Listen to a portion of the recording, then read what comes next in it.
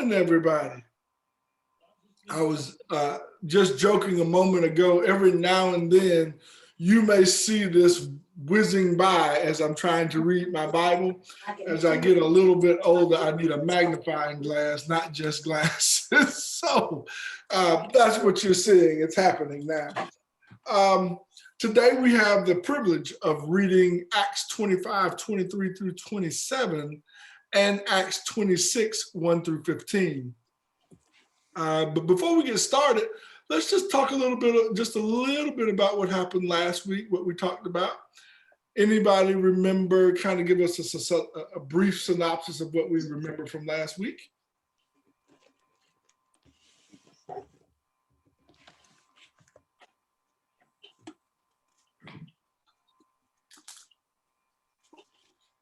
Anybody remember? We met somebody last week. How about I give a name? How about Festus? Festus.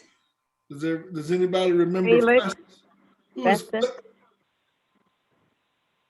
I wasn't on last week, but Cheryl was responding, I think. Oh. yes. In chapter 25, you would have dealt with Paul's appeal to Caesar and then Festus laying Paul's case before the king. Is that correct? That's correct. So let me clarify, because it gets a little bit complicated here. Okay. Paul basically responded to charges that were being laid against him to Festus by saying, "Hey, I'm Roman." Right. And so by saying he was Roman, his appeal to Caesar, who is over all of Rome, is what he did. But Festus is who he was letting know that he was a Roman and that he wanted to be charged by Roman law. He wanted to be in a Roman courthouse, not a Jewish courthouse. Right. And it's important to note that difference, because we're going to see some stuff in this next portion that makes you understand why it was important that he clarified that he was a Roman citizen, and it was important that he be in a Roman court. Okay? So let's just jump right on into this. I'm gonna see if it'll let me do it. Nope, it didn't. There we go. Hey, really quickly, if everybody can mute themselves and just come off of mute when you want to say something, just so we don't get the background noise. Okay, awesome. Thank you. All right. So in Acts 25, we're picking up at the end of what I kind of taught last week. And this is Paul is on trial yet again. And it is Acts 25 through 23 through 24. And it starts with, so the next day, when Agrippa and Bernice had come with great pomp, he had entered the auditorium with the commanders and the prominent men of the city. At Festus's command, Paul was brought in. And Festus said, King Agrippa and all the men who are here present with us, you see this man about whom the whole assembly of the Jews petitioned me, both at Jerusalem and here, crying out that he was not fit to live any longer. So let's look at 23 a little bit closer. So the day before, there's a discussion about Paul being seen by Agrippa and Bernice. Who is it? Does anybody know who Agrippa might be? Any thoughts? Agrippa was related to the Herod dynasty. Okay, so that was that Agrippa? Is he Agrippa 1 or 2? I get them mixed up. He's 2, and it seems like when I was reading, was he more lenient with Paul? You know, and I think the Herodians, they were rough people because they belonged to Herod's. They were Herod's people. I'm finished. Oh no, you said a lot right there. So if you recall, Jesus is seeing his final destination is determined by Herod, King Herod. Really, that's who makes this final decision. So here we see some lineages going on. if I were in my English class, we would be talking about, you know, some of Shakespearean plays and how he has two plays going on in one play. And basically what Paul has, he's demonstrating two plays that are parallel to each other, that are going on at different times, but that are parallel.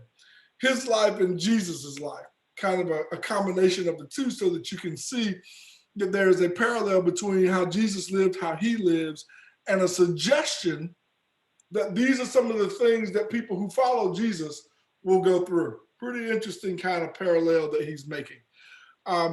But he comes in this case, and he's in front of Agrippa and Bernice. And are Agrippa and Bernice married? Does anybody know?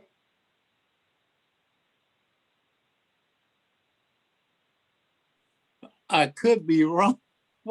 Which one was a sister? His Ah, sister. Yeah, Yeah, to it was the a yeah, sister. yeah. yeah. It is always interesting to me when I see it say Agrippa and Bernice, because we know that Agrippa and Bernice were brother and sister who had an incestuous relationship, right?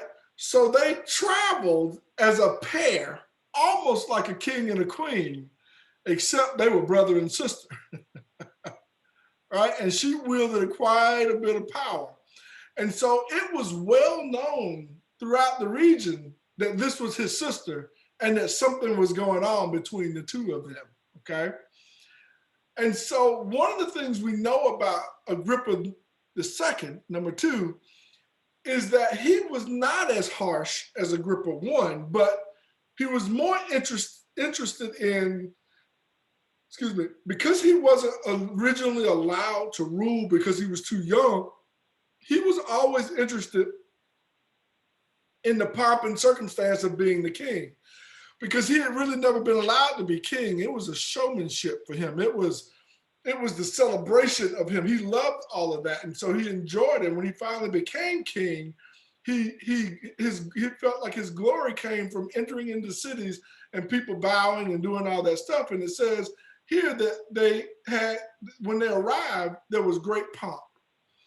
And that's what that means. That means a lot of music and fanfare and people just acknowledging the greatness that is walking in.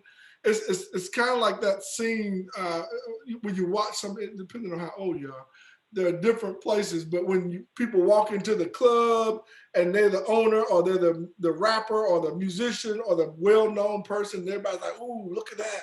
There they are. Or the athlete, or whatever it is that's what it's really about, right? So there's lots of pomp and circumstance. And notice he doesn't just enter in by himself, he enters in with a bunch of people who are also dignitaries, who are also prominent, important people. And so in their presence, even they submit to him. They're in his court, right? It's kind of it has some bearing on what we're about to witness. And he says the commanders and the prominent men of the city, that's who he came in with. And then at Festus's command, Paul was brought in. After all that pomp and circumstance, now comes Paul. And then Festus says to King Agrippa and all the men who are here present with us, he explains that this is the man that I'm bringing to you because the Jews down in Caesarea asked me to come and take care of him. And again, here. So I brought him here. And so now they've been after me, the Jews. He didn't say the Romans. The Jews want this man to be tried. And they said according to them, he is not fit to live any longer. That's pretty powerful considering what we're about to read. So we have this in here, and I just kind of want to hit this again. Remember, Festus, he replaced Governor Felix. And then this is some back detail kind of on King Agrippa. And note that he is not Roman. His power, King Agrippa, is not a Roman power. It's a Jewish power. And does anybody remember what I told you about Jewish power versus Roman power?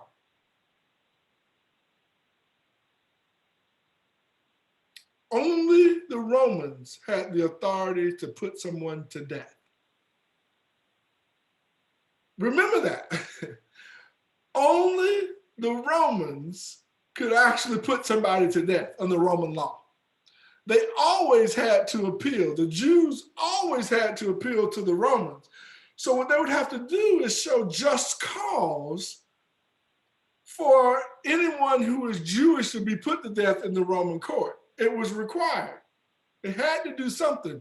And typically it was breaking a Roman law or such an egregious act against the Jewish people that the Romans would uphold the punishment of death. Those are really the only two ways it would happen. And so it's important to note here that King Agrippa doesn't have the authority to put Paul to death, right? He can only confirm or deny the charges that will be brought against him. That's all he can really do. And say, yeah, I believe he should be put to death as well. And so it's important to note that because Agrippa is the one that appointed all the temple authority figureheads, the priests, the guards, anybody who operated in the Jewish church, he was responsible for it. And then of course, Bernice, I won't keep going into that. That just strikes me as odd how prominent they announce each other, knowing that they have an incestuous relationship. At some point, they denied it and then didn't deny it anymore. So at this point, they're just living with it that they are in fact brother and sister. They just didn't even fight it anymore. Okay. All right. Oops. It's so sensitive. 25. But this is Festus talking. He says, but when I found that he had committed nothing deserving death, and that he himself had appealed to Augustus, I decided to send him. And that's him saying that when he figured out Paul had really done nothing, that he went ahead and decided, since he was a Roman citizen, he was going to push him forward to see Caesar Augustus. And 26, I have nothing certain. Wow. I have nothing certain to write to my Lord concerning him. Therefore, I have brought him out before you, and especially before you, King Agrippa, so that after the examination has taken place, I may have something to write. For it seems to me unreasonable to send the prisoner and not to specify the charges against him. Wow. How much evidence does Festus have of Paul doing something wrong? None. Nada. Zero. In fact, and actually it's none that he cares about. Come on, say more about that for me. Yeah, that's the delineation. Is there are charges, but they are religious charges, and he doesn't care about that. He doesn't care about the Jewish religion. He cares about Roman law, and so he's pretty much dismissive of what they have to say, or what they've had to say up to this point. Wow. And I guess what baffles me here is that he knows, Festus knows, he's got nothing that would qualify as a charge for Paul to go in front of Caesar, the highest court of all. And so he gets this Jewish king, Agrippa, and says, come on, your people want this. Give me something. I want to help you. Festus recognizes that the previous ruler was removed because of his bad relationship with the Jews. And Festus says, oh, wait a minute. I want to do what's right for you. I want you to be happy with me as your ruler. Give me anything I can send with him, I will. Because right now, I'm having trouble figuring out how I'm going to send a man before Caesar with no real charges. That's where we're ending. And so now we pick up in 26. And he says, then Agrippa said to Paul, this is a big moment. Agrippa said to Paul, you are permitted to speak for yourself. Now, before I go any further, I want to finish that thought right there.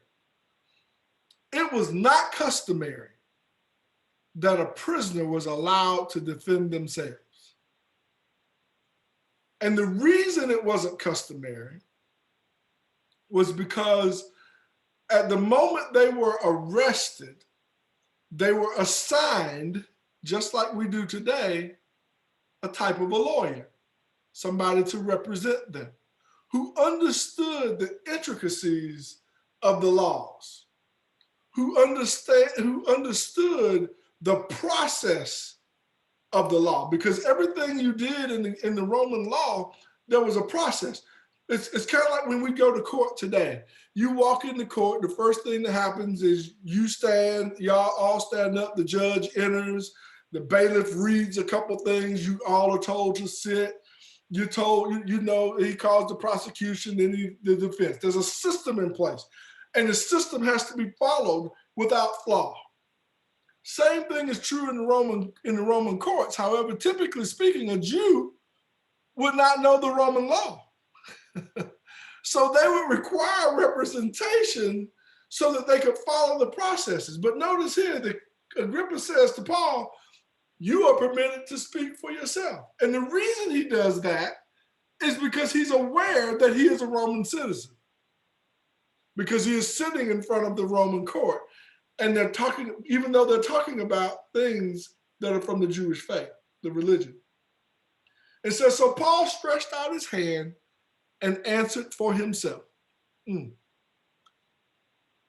I think myself happy, King Agrippa, because today I shall answer for myself before you concerning all the things of which I am accused by the Jews. Comma. Then he continues, especially because you are expert in all customs and questions which have to do with the Jews. Therefore, I beg you to hear me patiently. Wow, Paul's got this thing in, right? He's dialing it in. He knows exactly how to get this king to hear him, right? When you go to a courthouse today, you can't walk in and say, yo, judge, I ain't doing, you can't do it. You can't say, you can't be just disrespectful and call them names. In fact, my mother, I was talking to her this morning, and it reminded me, but my mother once, when I was a little boy, I made a mistake, and I was at a doctor's office, and I inadvertently called the doctor by her name, and I did not put doctor in front of her name. And before I could move, I had been popped. I mean, right in the mouth. And my mother looked at me and she said, don't you ever disrespect this woman again, this doctor again, by not putting doctor in front of her name. If you knew what she had to do to become a doctor, you would never, ever let those words come out your mouth. And I was like, whoa, I wasn't ready for that. Well, same thing true with a judge. She later told me, you always call a judge, even if you know him or not, no matter what, he's judge or your honor, right? Because that's their title, and it's a sign of respect. And Paul here immediately goes into a place of respect to make them understand that he's a respectful person, right? I think myself happy, King Agrippa. And then he tells him, flatters him. Now, what did we learn from Christy a few weeks ago about flattery? Anybody remember? Christy, you want to debrief us on that? You said flattery? Go ahead, Tamara. You said flattery? Yes, ma'am. Oh, like say things that just to get on the good side of the person. So is flattery truth? Not all the time. Christy, what you think? So this was a great discussion. Ornita, I think I saw you on. Yes, ma'am. What is your take on the answer to this question? I was trying to find my notes so I could be accurate. Flattery is false. It is not true. It is false. And it is meant to get on a person's good side, but the intent is ill will. Mm. Mm. Can I unmute now? I mean, can I unmute? Yes, you can. Thank you. So what I want you to be clear here is this is not flattery. Paul is not trying to flatter King Agrippa. This is true. King Agrippa is the expert. He's the representative of the Jewish body. He appoints the priests and the rulers within the Jewish realm. He is the ultimate authority for the Jews, not for the Romans, but for the Jews. And so he tells them, hear me out, because my story might feel a little complicated. Not be, but might appear to be a little complicated. Let me get back. Oh, it goes so fast when I do this. All right. So then I think I'm here on 4. He says, my manner of life from my youth, which was, this is Acts 26, 4-8. It says, my manner of life from my youth, which was spent from the beginning among my own nation at Jerusalem, all the Jews know. They knew me from the first, if they were willing to testify that according to the strictest sect of our religion, I lived a Pharisee. Remember this. He lived as a Pharisee. And now I stand and am judged for the hope of the promise made by God to our fathers. To this promise, our 12 tribes, earnestly serving God night and day, hope to attain. But for this hope's sake, King Agrippa, I'm accused by the Jews. Why should it be thought incredible by you that God raises the dead? Ooh, boy, he got into some stuff here, because he starts off with this whole explanation. When I was a kid, when I was a young man, until I took up this walk, before that, I was a Pharisee.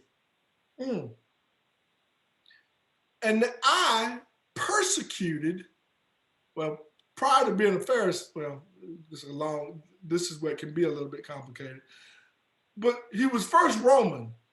And as a Roman, he persecuted the Jews, right? And in fact, what he's suggesting here is that some of you know me because I went out and got the Jews. I got you to testify about them. I got you to tell me all the crazy stuff I thought they were saying. And then I arrested them and signed off on them being persecuted. That's me. That was me. And everybody here knows that about me. And in fact, he says, the strictest sect of our religion, I lived the Pharisee. So then he moves into this place that by the strictest code of law of the Pharisees, I was one. Which also says, and I want you to think about this, it says that at some point in time, it is probable that Paul was a member of the Sanhedrin court. At some point in time, Paul was likely a member of a Sanhedrin court. And that he lived his life by the strictest code of the Pharisees. Now, does anybody remember the difference between the major differences between the Sadducees and the Pharisees? I think one believed in the resurrection. And I'm trying to remember but one didn't. But yeah, one didn't. That's the big one. That's the big piece. And if we go back to 23 and remember, or 22, remember why Paul is here in the beginning. He is captured. He is standing before the Sanhedrin court. And the Sanhedrin court is ready to just sentence him to death. And then Paul says, hey, wait, I'm a Pharisee. And the Pharisees believed in the resurrection. The Sadducees did not. It was a bone of contention, but one that didn't necessarily require death, because you had the Pharisees and the Sadducees on the same council. So how could believing that Jesus has risen, or that there is a such thing as a resurrection, how could you possibly be put to death for what 50% of your court believes? It's a part of their belief system. And so Paul points out, I lived as a strict Pharisee by every letter of the law. And he says, and now I stand and am judged for the hope of the promise. That's a wonderful sentence, right? For the hope. I have hope that the promise that Jesus made me will come true. That's what he says. For the hope of the promise that God made us, made by God to our ancestors. You're going to judge me on a promise from God made to our ancestors. Are we being real here? Are we all reading it? Paul is throwing daggers in the middle of this thing. He's saying, let's look at your hypocrisy. Is it possible? And then he says, even goes a little further. He says, no, not just by God to our fathers, but the promise our 12 tribes who earnestly serve God night and day hope to get. They all want to be resurrected. How dare you judge me for talking about resurrection when it's the premise of the 12 tribes? He said, or hope to attain. For this hope's sake, King Agrippa, I am accused by the Jews. They are accusing me of believing the very thing that is promised to us, that 50% of them pray for, that all 12 tribes want, and most individuals would like. They want to persecute me and kill me because I believe in it. Ooh. He said, why should it be incredible? By you, Jew, by you who run the Jews, who know about the Sadducees and the Pharisees, by you who appoint the judges and the rulers, by you who appoint the priests. Why would this be incredible to you? You hear it every day that God raises the dead. Ooh, I'm voting he's innocent, right? I'm in the innocent pool at this very moment. Let's see if I can gently get this to roll up. In Acts 26, 9 through 11, he says in 9, indeed, I myself thought I must do many things contrary to the name of Jesus of Nazareth. Oh boy. This I also did in Jerusalem. Well, let me back up to that. Indeed, I myself thought I must do many things contrary to the name of Jesus of Nazareth. What do you think he's talking about?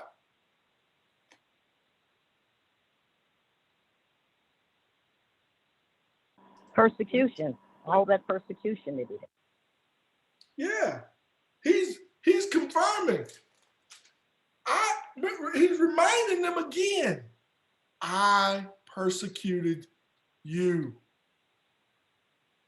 That's what I did. I thought I had to. And then he goes on, this I also did in Jerusalem.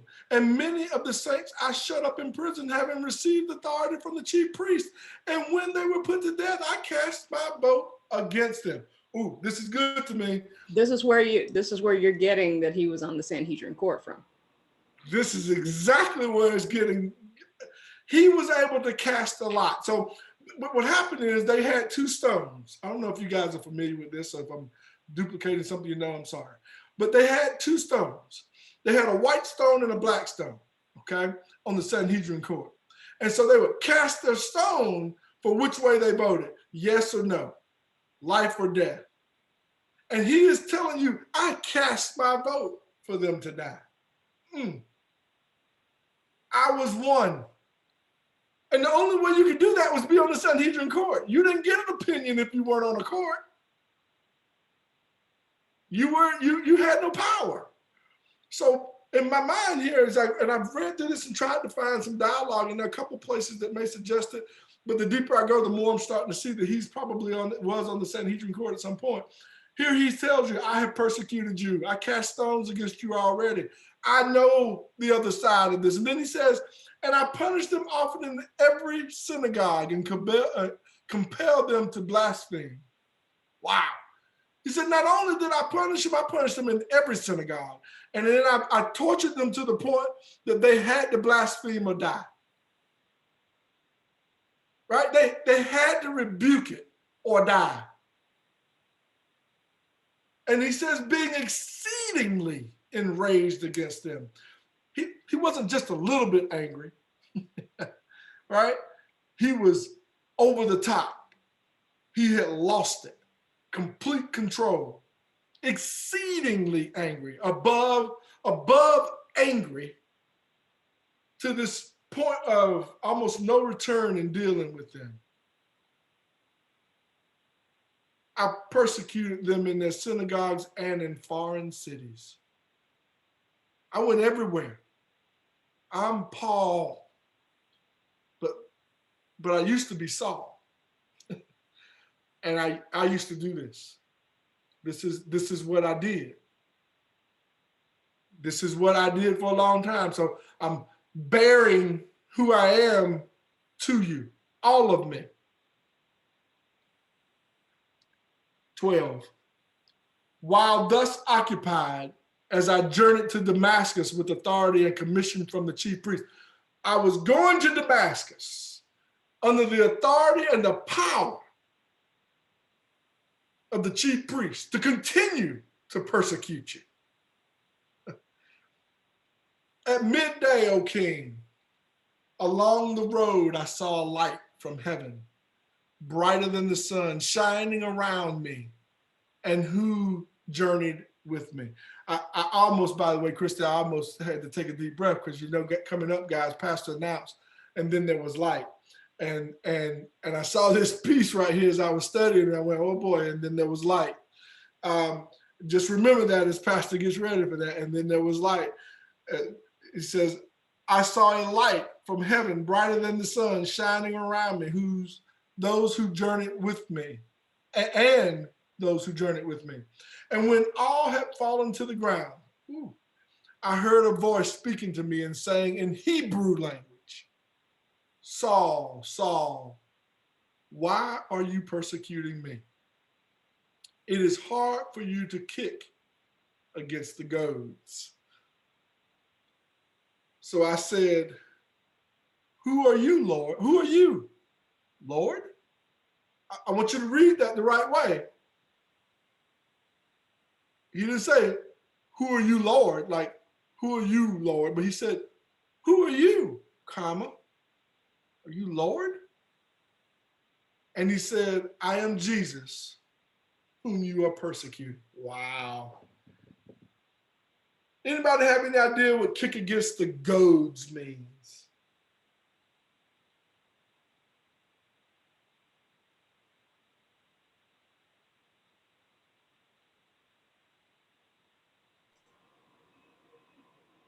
Anybody have any ideas? I was pausing to see if anyone had comments. A goad was a sharp stick used to prod oxen to get them to keep moving, basically. Mm. And so I'm gonna make a connection that's really weird here, but here it goes. What was the purpose of an oxen?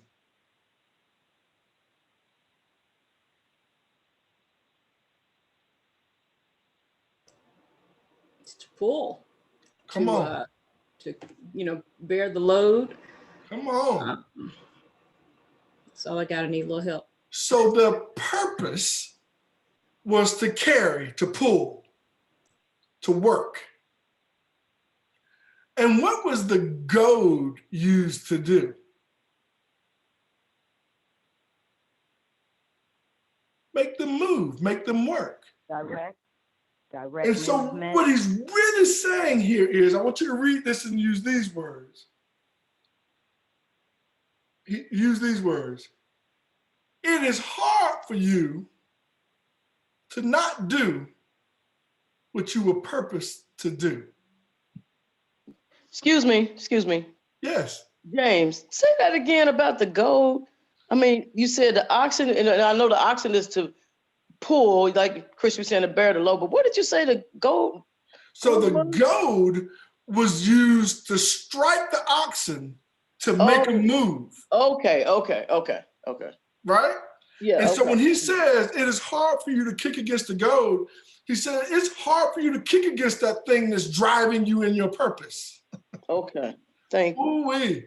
That's going to make you go forward whether you like it or not in your purpose. How dare you kick? It's hard for you to kick the call of Jesus.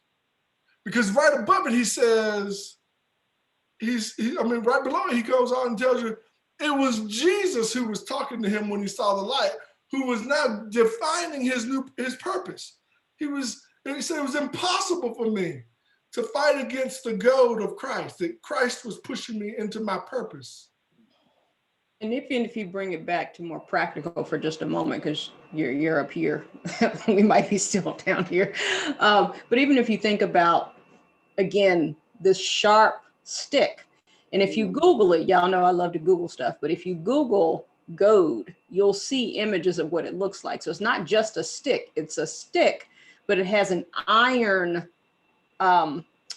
almost really sharp hook. Yeah, it's got a point and then it's got a little bit of a curve to it. So if you were to kick against it, you injure yourself, right? It's literally is sharp. So you don't want to kick against it because you're going to hurt yourself even more, or the oxen would hurt itself even more if it did that. So to your point, James, I just wanted to bring that back down just from a. Well, that imagery is important, right? Because it basically saying that Jesus is a goad. And you are the oxen. And it's hard for you to kick against the goad, right? That's really what it's getting at. And so 15, what really gets me in 15 is the way he words this. So it's so carefully worded, and it's astonishing to me that a comma can be so important, right? Because when he says, so I said, who are you, Lord? It could be read like, who are you, Lord? Like, what are you?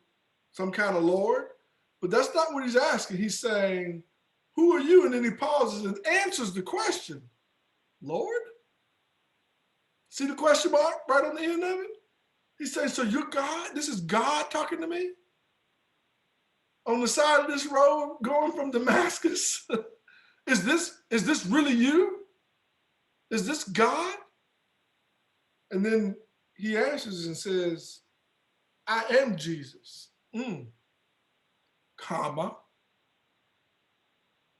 whom you are persecuting. Wow. And I don't get to go beyond this point. Let me just tell you, I want to go to 16, 17, 18, 19 so bad I can't stand it. But I don't get to go beyond this point. And so, but I'm left here understanding that we're going into a commercial break.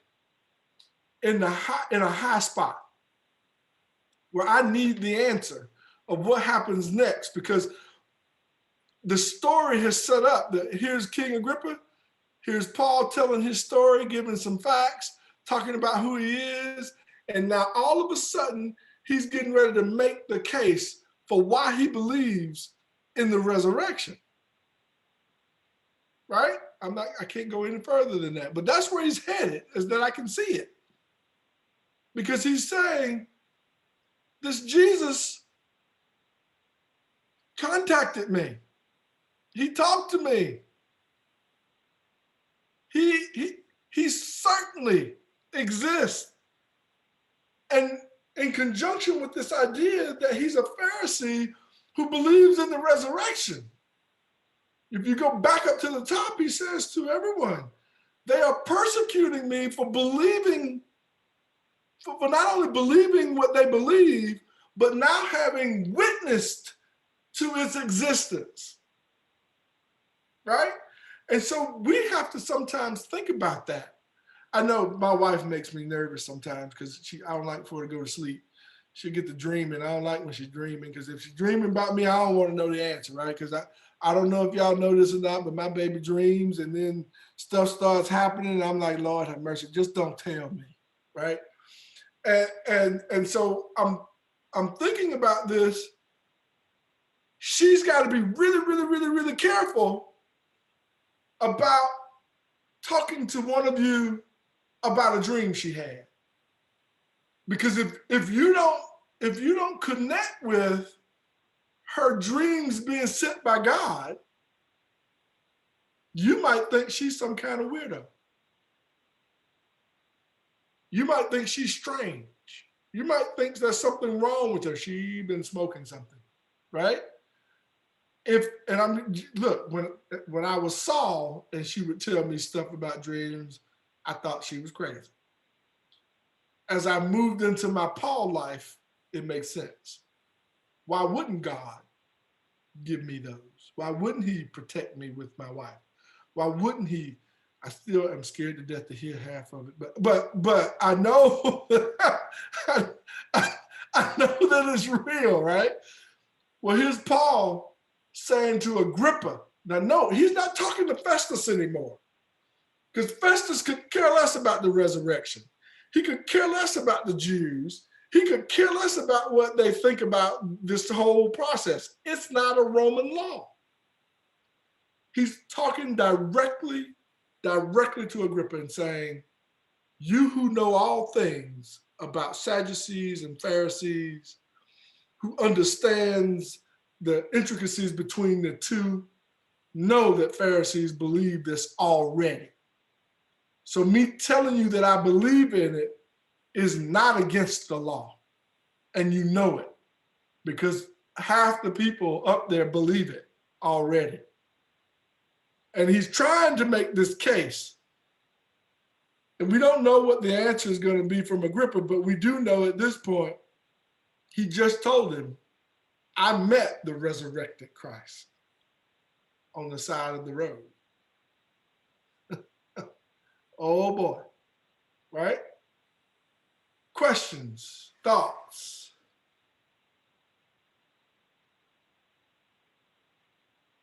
But Tika, you always got a good question somewhere.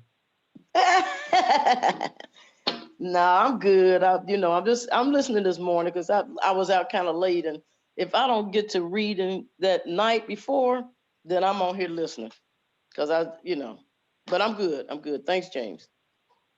Hey, Watsika. Yes, ma'am. Remember our Thursday women's Bible study. So this verse 14 on it's hard for you to kick against the goads, as we were talking about Jonah Yes. and Nineveh. That's what came to my mind as James was describing that. I'm like, that's a perfect analogy. Oh yeah, you're right. To what we talked about purpose and not being able to. At some point, you have to follow what God has called you to do if you are connected. Right. Run everything you want to do, but like we said too, you can't hide from it, nothing. He know where you are. So I mean,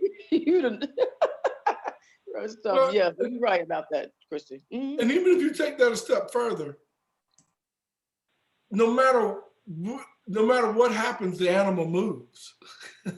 Oh, yeah. The question becomes, do they go the long way around or the straight way that you're trying to get them to go, right? Mm-hmm. And that's the reality of with Jesus. When each of you has been purposed, and you can fight all you want to, but the less you fight, the quicker you get to the destination. Right. Now you can fight and go all around. You were supposed to go straight, but you turned left. You were supposed to go to Cincinnati, but you went to Cleveland. One way, but the journey is that you're supposed to get to Atlanta. One way or the other, you're gonna end up in Atlanta. Mm-hmm. The question is how quickly and how much trouble, how many resources are you gonna waste getting there? Now, here's the wonderful thing. Once you get to your destination, all your resources are replenished. But that doesn't mean that your trip on the way, you won't have some want, because you're going away you shouldn't have gone. And so you're using resources you don't have. And so he has to give you those extra resources. And he doesn't always give you more than you can handle. Sometimes he gives you enough to get by, because you got to hurry up and get back to where you're supposed to be, which is Atlanta. Right? And so sometimes you got to just realize that in this moving forward, you can fight. It's hard, and you'll be wounded if you fight against the goad, but at some point you're going to move. That's, James, that's what we had also, Chris, remember, that was kind of what we were speaking of, somewhat like your will, giving free will or whatever to continue to do. But if it's God's will, it's going to be done. Now, we just say you either do it now or you're going to get it done later, but you're going to do it at the end of the day. That's kind of what we were talking about too. So no matter where you run or what direction you're trying to go in, just like we said, like with Jonah, he was trying to just escape, flee, get away, when he even told the men, just throw me over in the sea. Just, whatever, just I'm getting away from him, whatever. But he still, at the end, you still got to do what God say. It's his call, it's his will. That's it. And what's even deeper with that for me, Watika, is it's God's will that has already been placed in you.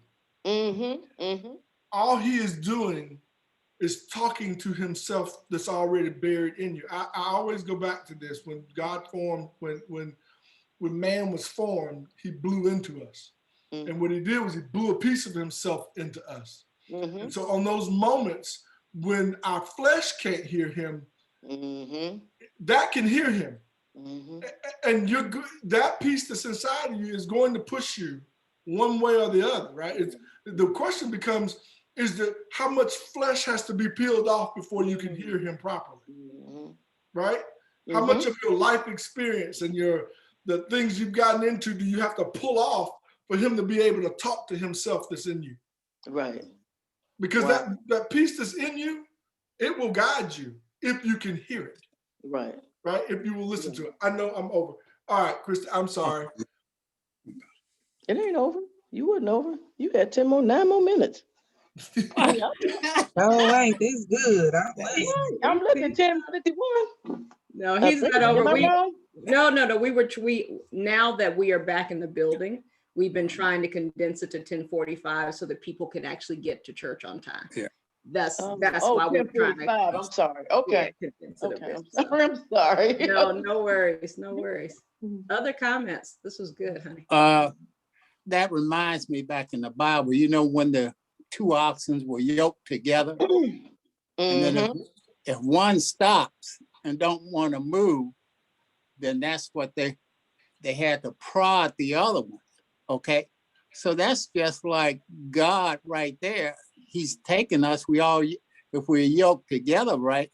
Well, then if one wants to stop, but then he has to prod the other one that way, because that must have been something. If the oxen and they were yoked together, one just wanted to stay there, didn't want to move. So that's what that is, to prod him on the way to work together. So is that when they would use that gold? I believe, wasn't it? Yeah. And what But you know- to Go take ahead. that a step further, that analogy is awesome. When they yoked two animals together, the animals were rarely equal size. You would want them to be, Oh, but wow. it was very difficult to find two equally sized animals, right? Mhm. And so the yoke itself is the ring that goes around the neck that's adjusted to the size of the animal so that they're able to pull equally with the larger animal. So they're not carrying too much weight. The yoke itself was designed to balance the weight between the two animals Right. so that both of them could pull what they were capable of pulling rather than one being required to pull what the other one could pull. It wasn't equal weight that they were pulling. They were pulling weight based on their ability to pull the weight. And so when it says that they were equally yoked, it doesn't mean that they have to be exactly the same, right? It means that their yokes have been set up to be able to establish a unified pulling force, right? Right. That's what equally yoked does. And that's why it's so important that we understand that when we're equally yoked, if one of us stops, we're now putting all the burden on one animal. So the prod had to be used or else you would kill the other animal because it won't stop. The one, once he starts pulling, won't stop pulling. So actually, when I've seen a picture of what, oh shoot, Lord, I'm sorry, what Deacon just said and everything. So when I seen that picture, I didn't pay attention to the size of them. They were, like you said, when they got them balanced there, they looking the same size and everything. You know what I'm saying? Right. So now you're telling me that 9 times out of 10, they were not the same size. It was hard for them to find or whatever. Oh, okay. Yeah. I didn't know that either. I gotta go look at that. I had no You get idea. a pass. Christy, you get a pass. Oh my gosh. My husband is full of useless information, but that was useful. Wow. That was good. That's a whole different perspective of what equally yoked is all about. It Then, sure does, Pastor Cheryl. and You're right. I'm gonna look into that. Thank you, Professor. Welcome. Thank you. Oh, I love it.